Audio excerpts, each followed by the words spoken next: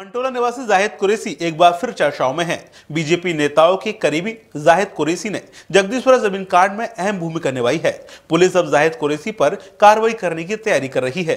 वहीं जाहिद कुरैशी के मुफ्ती खुवैब रूमी को भला बुरा कहने के तमाम ऑडियो भी वायरल हो रहे हैं। मंटोला निवासी जाहिद कुरैशी एक बार फिर चर्चाओं में है। जाहिद कुरैशी बीजेपी नेताओं के काफी करीबी है। जाहिद कुरैशी की जमीन कांड में अहम भूमिका सामने आई है। इसी को लेकर पुलिस अब जाहिद कुरैशी के खिलाफ कार्रवाई की तैयारी कर रही है। जाहिद कुरैशी के तमाम ऑडियो वायरल हो रहे हैं। वायरल ऑडियो में आप साफ तौर पर सुन सकते हैं कि जाहिद कुरैशी मुफ्ती खुवैब रूमी को भला बुरा कह रहा है। जाहिद कुरैशी अपने बड़बोलेपन के कारण कई मुकदमों में आरोपी रहा है। वह नए बफ माफियाओं में शुमार है। जाहिद कुरैशी संपत्ति विवाद के कई मामलों में सक्रिय रहता है। वहीं जाहिद कुरैशी का कहना है कि मीडिया कर्मी उसे ब्लैकमेल कर रहे हैं। जाहिद कुरैशी संपत्ति विवाद के कई मामलों में सक्रिय रहता है। जब डीजी महाराजा न्यूज की तरफ से सवाल पूछा गया कि वायरल ऑडियो के बारे में आपका क्या कहना है, तो जाहिद कुरैशी ने बताया कि ये वायरल ऑडियो उसके नहीं है। इन ऑडियो को किसी ने एडिट करके वायरल किया है। साथ ही जमीन प्रकरण में सफाई देते हुए जाहिद कुरैशी ने कहा कि उस पर और मंत्री पर लगाए सभी आरोप बेबुनियाद हैं। सुरक्षा एजेंसियों के सवाल देने के लिए जाहिद कुरैशी तैयार है। अभी माननीय योगेंद्र उपाध्याय जी मंत्री जी का फ़ोन आया था, उनके पास सारी ऑडियो वाली पहुंच गई हैं। जिन जिन लोगों ने कहा है कि उन्होंने पूजा करी थी, जिन जिन उन सब की ऑडियो पहुंच गई हैं।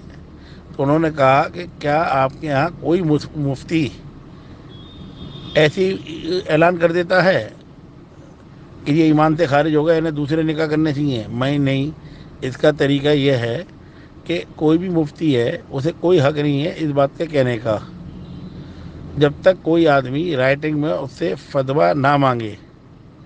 और फतवा राइटिंग में दिया जाता, मुँह ज़बानी कभी नहीं दिया जाता।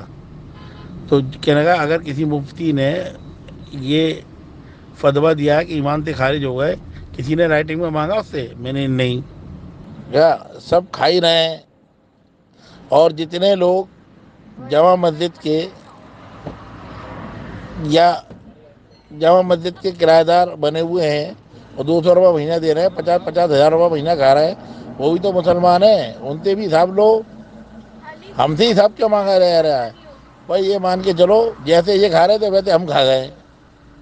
अगर इनसे हिसाब ले सकते हो तो हम भी हिसाब दे देंगे। हमने तो इन्हीं से सीखा है कि बफ के माल को, गरीबों के माल को कैसे डकारा जा सकता है। और हमसे अगर हिसाब लेना है तो पहले इनसे हिसाब मांगो। 40-40 साल का हिसाब मांगो उनसे। यतीम खाना बेच दिया, इसका हिसाब मांगो,